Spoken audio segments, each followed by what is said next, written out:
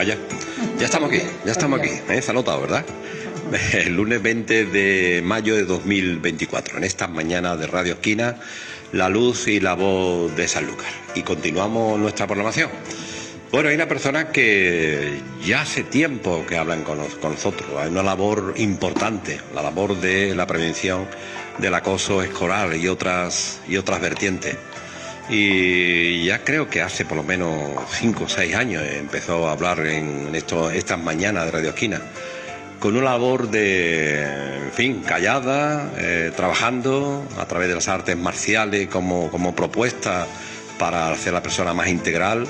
Es autor de varios libros y todos los años también hace ediciones específicamente, que creo que este año es por la 9ª, ¿no? En fin, de una actividad donde reúne a través de los artes marciales a la gente de la provincia, y con una labor siempre social, una labor de solidaridad con otras entidades. ¿De quién hablo? Pues de Juan Pantoja Fernández, que es presidente de la Asociación Provincial de Cádiz para la Prevención del Acoso Escolar y la Asociación de Artes Marciales Kento Yumi. No sé si lo digo bien o lo digo mal, pero ese es. Tocayo, bienvenido, amigo. Buenos días, Juan José. Te veo estupendamente. Yo sí que te veo bien, vale. Me alegro de estar aquí contigo, con esperanza. Y una mañana más, pues, sabes que estoy a vuestra disposición. Bueno, desde que surge esta asociación hasta ahora, la misión principal de cómo surge se está cumpliendo, está satisfecho, se está dando los pasos suficientes o todavía queda obviamente mucho por hacer. Bien, si empezamos desde el principio, realmente es verdad que se ha avanzado desde que, como tú bien dices, ya hace prácticamente 9 años que empezamos a trabajar en el acoso escolar. Fuimos pioneros en la provincia de Cádiz, no había ninguna asociación a nivel provincial que trabajase la prevención del acoso escolar. Establecimos nuestra sede elementalmente aquí en Sanlúcar de Barrameda y hemos avanzado, sí, muchísimo. ¿Queda mucho por hacer? Muchísimos. ¿Y por qué queda muchísimo por hacer? Bueno, es verdad que la cuestión de la violencia escolar, la violencia en los centros educativos, es un tema que a día de hoy sigue siendo muy tabú. Es un tema que no quiere reconocerse que hay unos índices y unos porcentajes importantes de violencia escolar en los centros educativos y por ello, mientras que no se quiera reconocer eso, no somos capaces de dar una respuesta adecuada al tema. ¿Qué ocurre? Que mientras que no demos una respuesta adecuada al tema, pues evidentemente seguiremos dando palos de ciego, seguiremos ignorando cuáles son las soluciones que podemos aportar. Ayudas. Las administraciones, como siempre he dicho, como siempre he denunciado contigo aquí, deben de implicarse muchísimo más, no deben de limitarse a encuestas ni a estudios, deben de implicarse realmente en un trabajo de prevención, en un trabajo realmente que vaya directo y enfocado a las víctimas de acoso escolar y no en tantos protocolos que a fin de cuentas son protocolos de actuación sancionadores, no son otra cosa prácticamente, y realmente en una empatía más hacia el alumnado para reconocer que existe un problema de violencia escolar. Tú, bajo la directriz de varias acciones, tus libros, colaboración con otras entidades, decía yo que organiza provincialmente, yo creo que va el 9º, ¿no? 9ª jornada de artes marciales. De arte provincial, ¿no? Provincial, sí. A través de las artes marciales, forma a chavales y chicas de cualquier tipo de condición sin nada, los forma como personas, a través para que evite el acoso escolar y otros temas. Pero ¿es suficiente todavía? ¿Qué hay que hacer más de que lo que hacéis y lo podemos hacer entre todos? Bien, realmente, mira, nosotros, como tú bien has dicho, utilizamos las artes marciales como una herramienta. La asociación trabaja en un programa, en un proyecto que es el proyecto social Actívate, Intégrate a través del deporte. Entonces lo que hacemos es medianamente pues llevar a cabo una integración social de las víctimas, de aquellos niños y niñas que son víctimas de acoso escolar. A través del deporte, en este caso, bueno, pues cualquier actividad deportiva, como lo que hemos hecho es sumarnos a llevarle a cabo esa formación adecuada a cualquier técnico, a cualquier docente, a cualquier instructor deportivo de cualquier área en la que sea capaz de poder prevenir, en la que sea capaz de visualizar los efectos de manera inmediata, de manera muy rápida, aquellos efectos que ese niño o niña empieza a sufrir. ¿Por qué? Porque es importante desde un principio poder visualizar esa conducta que ese niño o niña está empezando a llevar a cabo y sobre todo está empezando a somatizar de cara al público para que actuemos lo más rápidamente posible. Entonces, a través de este proyecto, a través de este programa, lo que llevamos a cabo es un proceso de formación para que todos estos docentes tengan esa habilidad, tengan esas herramientas para poder visualizar esos efectos, ¿no? Y a través de eso, ¿qué construimos? Pues construimos una cadena en la que diferentes organismos, diferentes entidades, ya no solo deportivas, sino culturales y sociales, pues se suman a este proyecto y, por lo tanto, agrandamos ese abanico de posibilidades para poder actuar mucho antes y poder actuar preventivamente ante una situación de violencia o de acoso escolar. ¿Por qué? Pues muy sencillo. Como tú bien sabes, nuestros hijos, los niños y las niñas, pasan muchísimo tiempo en actividades extracurriculares, en actividades extraescolares y demás. Pues es evidente que aquellos docentes, aquel personal técnico que lleva a cabo una actividad, ya sea deportiva, ya sea social, de arte, teatro, en fin, etcétera, tenga esas características, tenga esas habilidades para poder visualizar lo que le puede estar pasando a ese niño o a esa niña. Si ese técnico, esa persona encargada de esa actividad tiene esas habilidades, por lo tanto podremos actuar inmediatamente. Entonces eso nos abre un abanico de formación y un abanico de actuación, de conocimiento de muchísimas más niños y niñas que son víctimas de acoso escolar. Pasado esta trayectoria, ¿qué desafío tiene todavía la asociación y en general planteado? Desafío para eliminar, si intento lo posible, el bullying, el acoso escolar, etcétera, etcétera. ¿Qué desafío se plantea y todavía no se ha conseguido? Bien, sobre todo, a mí me gustaría plantear que el primer desafío es no perder la empatía sobre el bullying. ¿Qué es lo que quiere decir? Desde hace unos años acá, la palabra bullying, a mí la palabra bullying realmente es una terminología que no me gusta. A mí me gusta llamarlo como tal, no acoso o violencia escolar, tal cual es. Es una palabra que se ha comercializado mucho, como sé. Cuando las cosas se comercializan de tal manera, pierden el interés, se pierde la empatía sobre ello. Cualquier cosa es bullying. Cualquier persona incluso te llama a la asociación diciéndote que a su hijo o a su hija le están haciendo bullying porque le han quitado los cromos de fútbol en el patio. Eso no es bullying. Tenemos que entender realmente lo que es el bullying y el proceso que genera el acoso escolar, cuáles son las consecuencias y los orígenes. Hay muchas entidades que aprovechan la situación de la palabra bullying para comercializar con ella, ofrecen diferentes cursos, diferentes seminarios, diferentes, en fin, cuestiones que son de carácter, que al fin de cuentas no van más allá del concepto propagandístico del propio protagonismo de quien lo lleva a cabo.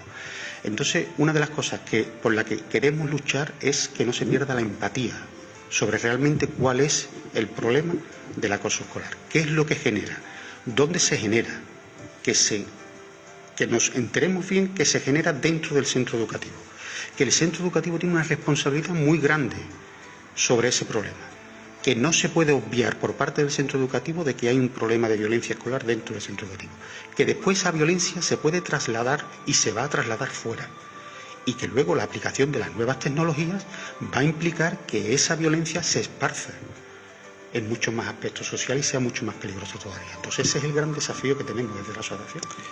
Ahora continuamos. Nos acompaña María Luisa y Celia. Técnico de criminología y psicóloga. También máster de victimología y criminología por la Universidad Internacional de Valencia. ¿Por qué te acompañan estas dos encantadoras chicas? Pues me acompañan porque, bueno, es verdad que son encantadoras y están llevando a cabo las prácticas en nuestra asociación debido a que, pues ya hace cuestión de unos 4 años firmamos un convenio de colaboración con la Universidad Internacional de Valencia, la cual nos solicitó si podíamos acoger a todos los alumnos y alumnas que realizasen los másteres de prevención en violencia escolar y prevención en victimología y criminología en la zona de la provincia de Cádiz, pues si lo podíamos acoger como centro externo de práctica y realizar las prácticas con nosotros. Entonces lo vimos una oportunidad bastante importante dentro de lo que hemos estado hablando antes, dentro de ese proyecto social, Actívate, Intégrate, en el cual pues abríamos ese abanico aún más para que profesionales de otras áreas pues tuviesen las herramientas para visualizar el problema de la violencia escolar. María, bienvenida a la radio. Hola, buenos días. ¿Saluqueña? No, del puerto. Del puerto. Celia, bienvenida a la radio. Ya, buenos días, yo sí que soy de aquí. De aquí, ¿no? Bueno. ¿Y esta opción de hacer la práctica con la asociación de Juan, cómo lo lleváis? Pues yo la verdad que al principio no era mi prioridad el tema de las víctimas, digamos. Yo he hecho criminología y me gustan más otros ámbitos. Entonces al principio me cogí un poco de sorpresa, la verdad. Pero después cuando ya empecé y nos contó lo que íbamos a hacer, la verdad que lo vi como algo... me hacía ilusión porque era algo nuevo para mí y creo que es un ámbito en el que hay que intervenir, porque la criminología pone las cosas en la prevención y creo que hoy en día el acoso escolar es algo que hay que tratar desde la prevención. Entonces a mí la verdad que me han abierto un campo porque lo he visto interesante, la verdad, el tratar y dar herramientas a los niños para combatir este acoso escolar. Celia, la psicología parece que no, aunque todavía no se tiene en cuenta realmente cómo debe ser. Yo siempre hago hincapié en ello porque... Por lo menos así la detecto. Exactamente, yo siempre hago muchísimo hincapié en ello porque yo justamente vengo de un máster distinto al de María. Yo vengo de un máster de prevención, de intervención en violencia de género. Entonces realmente es algo que a mí me gusta entrar en estas prácticas porque los niños son el futuro y al fin y al cabo la violencia de género está inherentemente relacionada a lo que es la violencia infantil, y si tú has recibido maltrato en casa o estás recibiendo maltrato en el colegio, pues hay muchísimos estudios que demuestran la cantidad de consecuencias que puede tener eso el día de mañana, no solamente los trastornos psicológicos que conlleva, sino incluso actividades delictivas o repetir esos patrones de violencia el día de mañana con tu pareja o con tu entorno.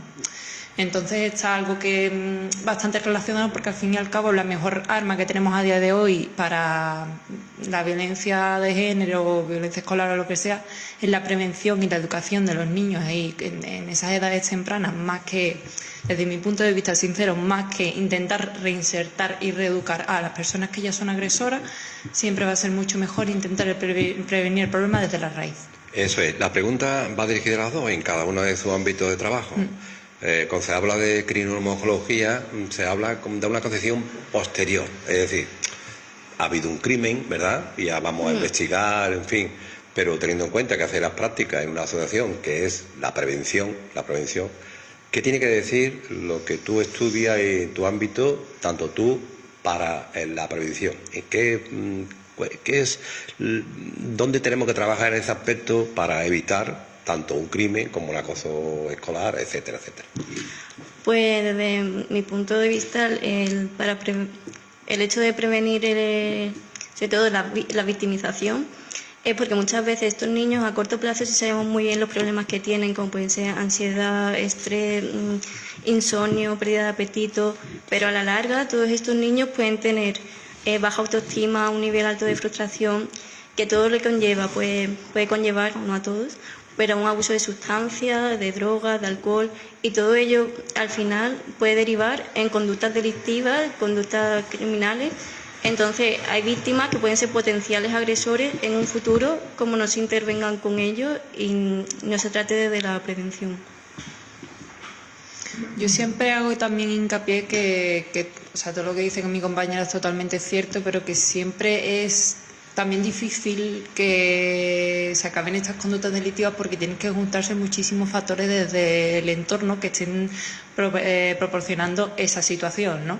Que muchísimas veces lo que suele ocurrir más con las personas que han sufrido algún tipo de maltrato o algún tipo de violencia desde edades tempranas es que suelen tener consecuencias de trastornos depresivos, de ansiedad.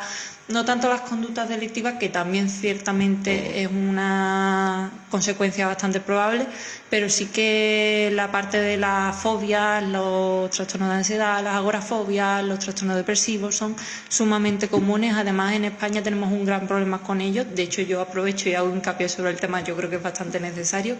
La psicología en España la tenemos bastante descuidada, yo siempre digo que hay muchísimo politiqueo sobre el tema, muchísimo de boquilla, pero poco de realidad. Nosotros a día de hoy la realidad es que tenemos como 4 o 5 psicólogos de media por cada 100.000 habitantes. Estamos hablando de en los hospitales, de forma pública. cuando la media europea va entre los 18 a 20 por cada 100.000 habitantes. Estamos muy por debajo de la media. Necesitamos mejorar eso. ¿Y qué va a hacer esto? Que realmente cuando tu niño tenga algún problema de maltrato o derivado, o de lo que pueda tener problema tu niño, va a ser muy necesaria una ayuda psicológica que a veces los padres no se pueden permitir, porque quieras que no, la realidad es que es una inversión en salud, pero que sigue siendo cuantiosa. Entonces, si no te puedes permitir la atención psicológica que tan necesaria que necesitan estos niños, difícilmente puedes tú aportar para que esa situación mejore. Y por una parte, pues aumentar la atención sanitaria de forma pública ayudaría siempre a que cualquier situación problemática mejore.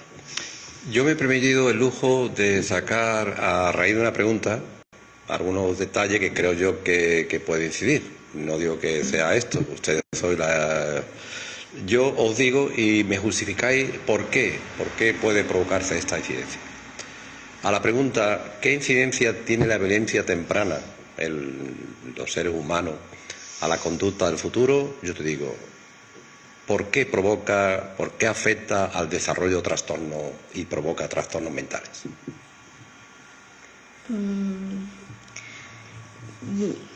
Yo creo que ahí es muchas también normalizamos la conducta en edades tempranas y eso provoca una disociación de la realidad. Yo creo que llega a provocar trastornos. Yo ahí estoy un poquito más perdida, la verdad. Yo creo que mi compañera, que es psicóloga, lo puede llegar a analizar mejor que yo. Te hago otra pregunta. ¿Por qué puede provocar comportamientos agresivos y violentos? Yo creo que es por lo que he dicho antes, un poco de la frustración, en plan de he sido víctima, no voy a dejar que me vuelva a pasar, entonces me paso al otro lado. Antes de que a mí me vuelvan a hacer algo, lo hago yo. Y eso cada vez puede llegar a ser más agresivo, se puede quedar en nada, en ser nada más que pues, agresivo, una pelea tal, o llegar a cometer ya conductas más graves como pueden ser crímenes. Pues por eso, por la baja tolerancia a la frustración y el no volver a querer pasar por ahí. Ahora voy a ser yo como el fuerte, voy a estar por encima de ti. Yo creo que hay que tener tanto cuidado con las edades tempranas porque realmente hay muchísimas cosas que no se saben a día de hoy, pero algo muy cierto es que los patrones de violencia repetidos a edades tan tempranas en las que el cerebro todavía no es siquiera maduro, incluso llegan a provocar alteraciones cerebrales que causan alteraciones permanentes en el cerebro de una persona. Entonces, eso el día de mañana lo que provoca es que haya bastante probabilidad de que repita esos patrones. Son patrones que al fin y al cabo se aprenden, porque siendo tan niño no se sabe siquiera de cómo tienes que actuar, tú no sabes nada realmente. Si nosotros intentamos retrotraernos a la infancia, ¿qué sabíamos nosotros? ¿Qué podíamos nosotros saber de cómo nos tenemos que comportar? No sabemos ni siquiera lo que es ni el bien ni el mal, ni nada parecido. Si lo que tú tienes en tu entorno constantemente es que la forma de interactuar con la gente son repetir patrones de violencia, eso es lo que provoca que al día de mañana luego también esos patrones los sigas repitiendo. Y como dice mi compañera, al fin y al cabo las emociones, la baja tolerancia a la frustración, esa impotencia, esa indefensión aprendida, un término bastante interesante de Seligman, un psicólogo. La verdad que es que provocan una situación en la que te lleva a una situación de impotencia, de frustración, de incluso depresión, que o puede que te sigas hundiendo en el mismo pozo y sigas pusilánime y te conviertas el día de mañana en víctima, porque hay el mismo riesgo tanto de convertirte en víctima como de convertirte en agresor. O, por otro lado, y no tiene tanta diferencia el sexo como normalmente se puede creer, porque normalmente se suele creer que una niña va a acabar siendo víctima y el niño va a acabar siendo agresor, pero no es tan así. No es tan así, no tiene tanta importancia el sexo. Puede ser por ambos géneros, tanto la víctima como el agresor. Porque también la violencia que ejerce una mujer y un hombre es distinta. Entonces el día de mañana, pues como estaba diciendo, acabar en el mismo pozo y hundido más allá en ese pozo, o puede, como estaba diciendo mi compañera, esa impotencia, ese no quiero volver a ser yo la víctima, una especie de ataque de preventivo, ¿no? Como una especie de actitud defensiva, la forma de agredir como tal. Y es lo que causaría también que el día que luego se hereden esos patrones. María, ¿qué porcentaje en tu profesión de víctimas se acepta como víctima? ¿Qué porcentaje se revela? ¿Y qué porcentaje de personas en la criminología que tú puedes estudiar tiene antecedentes de haber sido maltratado o ser víctima en la infancia? Yo de números en sí no te puedo hablar porque de manera general, no tengo... tu percepción. Sí, hay un porcentaje yo creo que bastante amplio, sobre todo como comentaba mi compañera, de la violencia de género. Creo que es el caso, aquellos niños que han sido o testigos de violencia de género en su casa, es muy probable que esa niña normalice esa conducta y termine siendo víctima en relaciones que ella tenga cuando sea mayor, o víctima, no tiene por qué ser de violencia de género, puede ser víctima de acoso. Igual que hay un porcentaje también alto de personas, niños que han sido víctimas pues de acoso escolar, porque es como el que más se da entre los niños, sean víctimas en edades adultas, pues como puede ser del acoso laboral. Entonces la verdad que hay un porcentaje, creo, bastante alto de revictimización en todos esos niños que han sufrido violencia de cualquier tipo en edades tempranas, que en un futuro, cuando sean adultos, presenten también esa victimización. Celia, vosotros como profesionales estudiáis lógicamente el origen, ¿no? ¿Hay parámetros comunes a las personas aquellas que son acosadores o violentos en todo tipo de orden que se repiten? Es decir, ¿hay algo en común? Y si lo hay, ¿cuáles son? Es decir, aparte de recibir en fin, algo hay, o son temas, características comunes, ¿hay? ¿Existe? Sí hay que hay algunas características. Es que yo siempre soy una persona que apoya mucho tanto la colaboración del entorno como la colaboración biológica. Vale. Entonces sí que hay ciertas vulnerabilidades genéticas y tal, pero yo creo que en este tema incide muchísimo lo que viene a ser tu entorno, porque como estamos hablando, es como esas conductas que se aprenden y repiten, ¿no? Ahí está un poco la diferencia yo creo que entre que acabes siendo víctima y que acabes siendo agresor.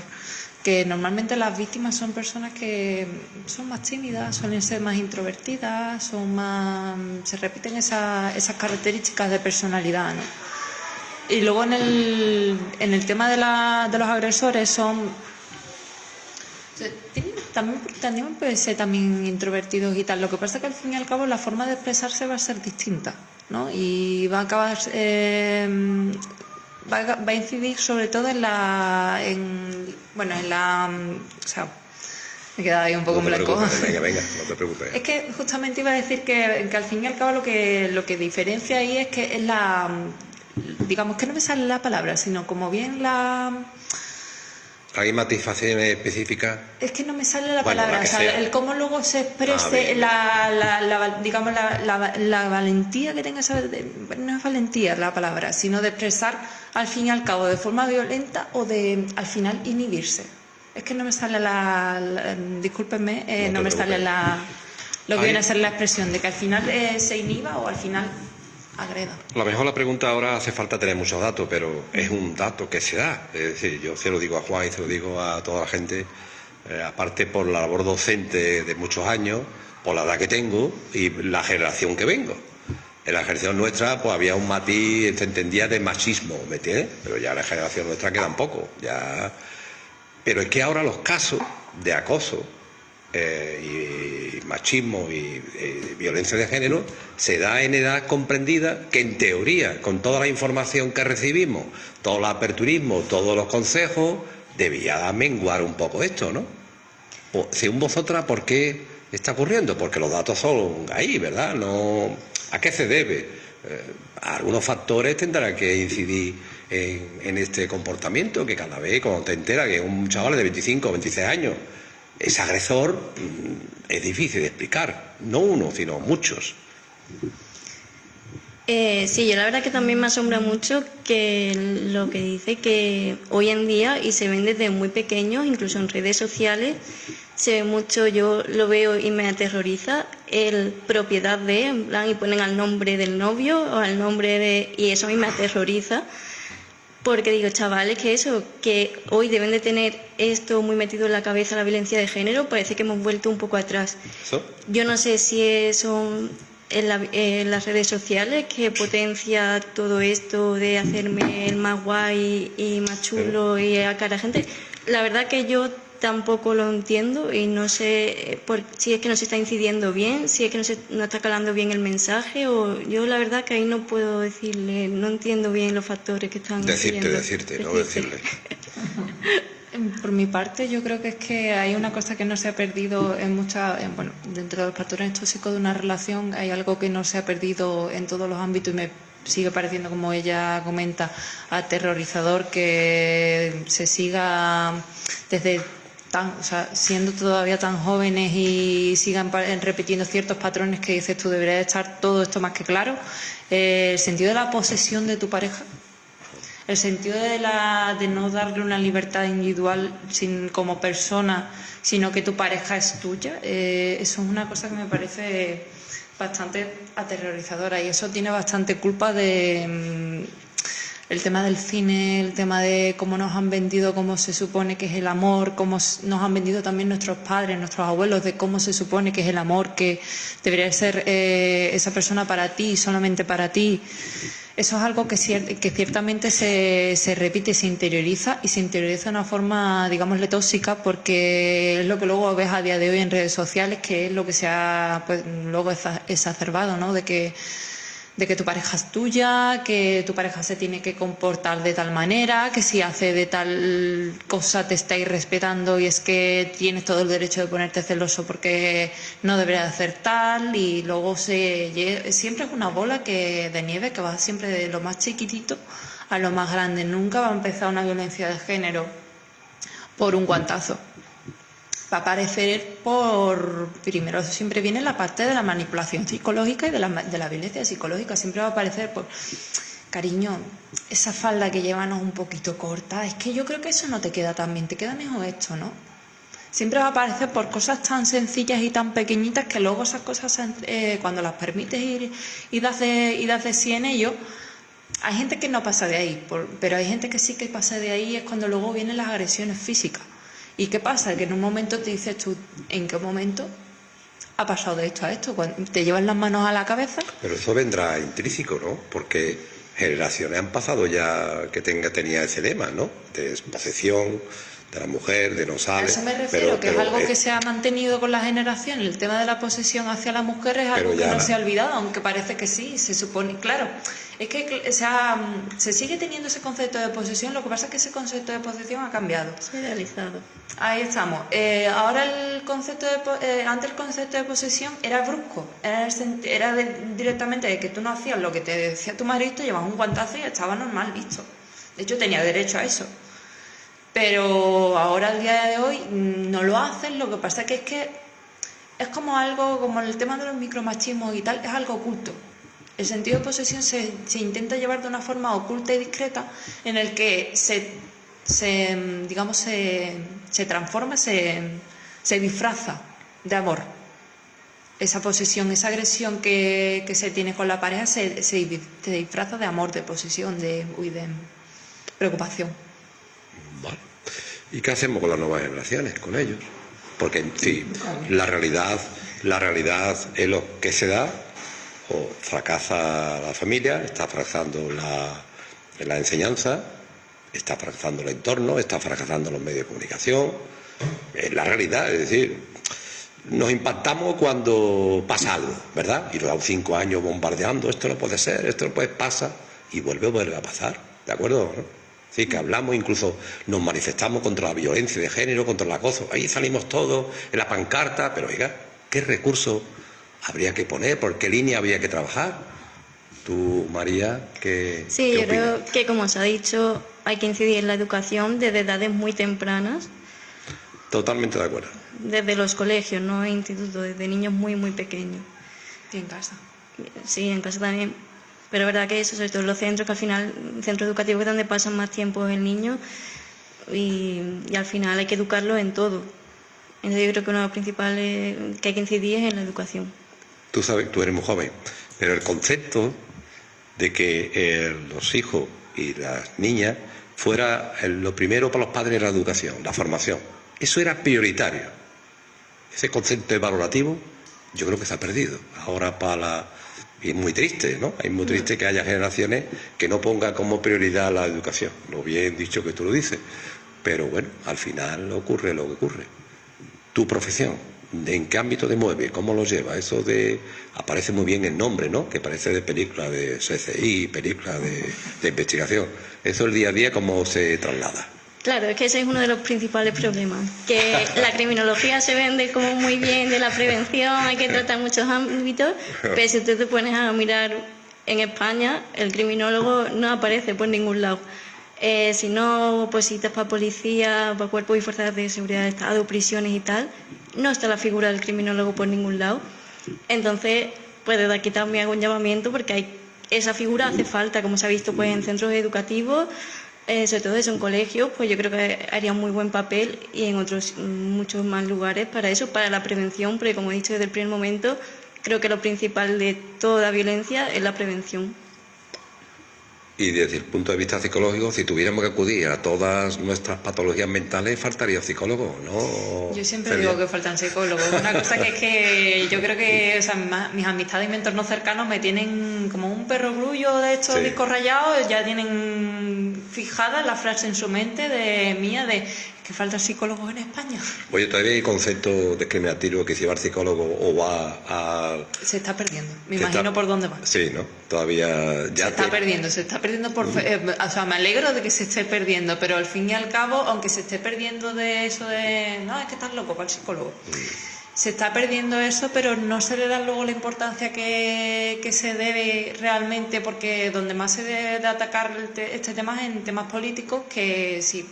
Yo, por ejemplo, que yo antes del máster he estado intentando sacarme las oposiciones al PIR, si tú tienes unas 200, aproximadamente 220, 230, no sé exactamente el número que hay a día de hoy, plazos de psicología para 5.000 personas que se presentan, pero sí que tienes 8.000 de medicina, ahí tienes tú la diferencia que tú le estás dando, es verdad, la salud física es muy importante, pero ¿qué pasa? Que la salud mental no lo es tanto, ¿no? Bueno, pero luego se va a hablar más, muchísimo de boquilla en política, es que la salud mental es muy importante, sobre todo en los años del COVID, cuando había tanto problema de ansiedad y depresión por estar en casa metido. El latiguillo que utiliza mucha gente que decimos, aquel está inestable, aquel que es inestable, aquella que es inestable, ¿eso con qué concuerda? ¿Ser inestable hoy día? Es que claro, o sea...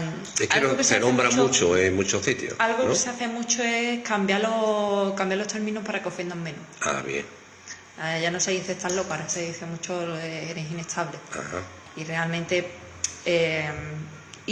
no es que sea bueno o malo simplemente decir que una persona está loca, ¿no? Porque es que yo es que no lo veo mal ni bien. Quiero decir, lo ve mal la sociedad.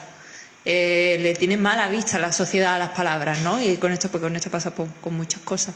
Pero realmente inestable, es que ¿qué significa que estás inestable? Que tienes una depresión y está loca esa persona, o sea, con esa connotación negativa social, quiero decir, que tiene esa palabra de decir que está loca esa persona. Si es que es lo normal, que tenga que, o sea, yo me atrevería a decir... ¿Quién es estable? Ahí está. Esa es la gran pregunta. Yo me atrevería a decir ¿qué español no ha pasado por su vida por algún tipo de problema psicológico? Perfecto. Bueno, como decía, perdona por interrumpirte, no soy yo muy católica, pero como decía Jesucristo, que quien que tire la primera piedra es que no ha tenido un problema. Así es. Bueno, María, siendo las prácticas en la asociación de Juan, la asociación para la prevención del acoso escolar, ¿qué conclusiones quieres tú sacar? Que al final ¿Qué te va a aportar esta experiencia? Pues mira, yo creo que una de las principales cosas que me va a aportar es ver que hay muchos, voy a llamarlo perfiles de niños Sí. que tienen, cada uno tiene sus problemas, y algunos que lo traen de casa, otros lo tienen en el colegio, y cada uno pues trae sus cosas.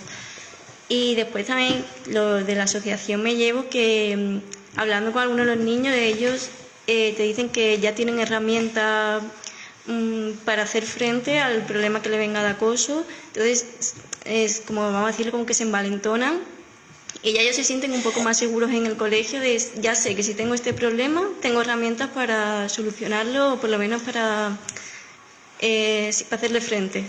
Entonces, una de las cosas que me ha gustado mucho es saber que existe este tipo de asociaciones. Celia. ¿Me podría repetir? La pregunta es, en esta experiencia de hacer las prácticas en la Asociación de la Prevención contra Acoso Escolar, ¿qué te lleva hasta ahora? Es que justamente me quedé escuchando a mi compañera y embelesé. Que al final tu experiencia, ¿qué te va a aportar? A mí me pasa un poco como a mi compañera, que realmente es muy tierno ver a los niños decir, no, es que yo ya tengo las herramientas, pero como intentamos incidirles el otro día, te puedes ver muy preparado para hacer algo, pero no significa que luego vayas a hacerlo. O sea, que siempre hay que recordar que ese bloqueo puede volver a surgir, no tienen por qué tener miedo a que se vuelvan a bloquear, porque es algo que luego también le pasa a los niños, que, bueno, y es que si me está diciendo que me puedo volver a bloquear, ahora me voy a volver a bloquear y me voy a quedar otra vez. No hay que tenerle miedo, al fin y al cabo las cosas no se consiguen en un solo día. Las cosas llevan mucho esfuerzo, llevan mucho trabajo y mucho proceso, y es algo que intentamos enseñarle a los niños, que poquito a poco irán consiguiendo las herramientas, que al fin y al cabo esto al principio siempre es una primera toma de contacto y lleva mucho mimo, ¿no? Mucho empeño en el que al final aprendan eso. Y yo me llevo la experiencia esa, ¿no? De ver a los niños poco a poco cómo van aprendiendo esas herramientas. Juan. Vaya, ¿no? Realmente, a fin de cuentas, es de lo que tratamos, ¿no? Es el principal trabajo y es el principal objetivo que nos comprometimos a hacer, ¿no? En este caso con la Universidad Internacional de Valencia, en el que todos aquellos alumnos o alumnas que viniesen a hacer las prácticas con nosotros se diesen cuenta que realmente hay unos patrones que se van a llevar a cabo en edades muy tempranas, y que esos patrones pues luego van a ser repetitivos en edades adultas. Que esos patrones se pueden llevar a cabo por muchísimas cuestiones sociales, muchísimas cuestiones familiares, y sobre todo por lo que han estado explicando ella, ¿no? El concepto que yo matizaría mucho, que es el concepto de la imitación de conducta, ¿de acuerdo? Y un concepto que matizaría mucho también es lo que tú has dicho hace poco, ¿no? Que es esa pérdida del rol educativo por parte de la familia, donde la familia abandona completamente ese rol educativo y dejo al niño o la niña a su libre albedrío, ¿no? ¿Qué es lo que ocurre con esto? Que, como bien hemos dicho muchísimas veces, si los niños o las niñas aprenden por imitación de conducta, ¿qué patrones educativos son los que estoy recibiendo? Claro. Pues estoy recibiendo los de mi entorno social, ¿no? Que es lo que han dicho ellas, ¿no? Y si esos patrones son patrones negativos, pues Claro. son patrones que se van a ir llevando a cabo hasta edades adultas, que luego pues, va a propiciar violencia de género, violencia familiar, violencia laboral. Claro. Por eso es muy importante ese mensaje que ellas están transmitiendo, y es muy importante ese mensaje que ellas se han dado cuenta, ¿no? La prevención en edades muy tempranas. Vamos a dejarnos de tantos conceptos políticos, vamos a dejarnos de decir, de hecho ayer precisamente salió una noticia donde en España ahora mismo las incidencias de violencia de género han aumentado en un porcentaje Totalmente. altísimo con respecto al año pasado. O sea, quiere decir, vamos a dejarnos de tantas inversiones millonarias que nos damos cuenta que realmente no valen, no sirven. Vamos a dejarnos de tantos preceptos políticos que no valen.